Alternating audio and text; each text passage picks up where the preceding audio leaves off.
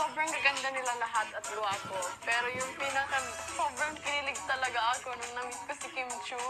Kasi as in, fan na fan niya talaga ako. Sobrang cute ng Kim Chu. Tapos, basta yung mukha niya ganit, oo. Tapos, tangos ng ilong talaga, oo. Tapos, tungtuwa siya. Para siyang si Kisses. Oo. Yung tumatalon, tapos kung paano siya magsalita. Parang si Kisses talaga, kaya ang cute-cute po nila.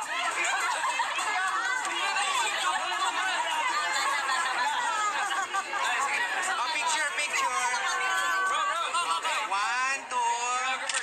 Okay, thank you. Ever since 2006, nung sa PBB pa siya. As in, gusto ko siya. Tapos nung na-meet ko na siya, tuwang-tuwa po talaga. Kasi hindi ko ma-describe yung feeling. As in, sobrang dami talaga. Kasi yun po parang may mga division lang.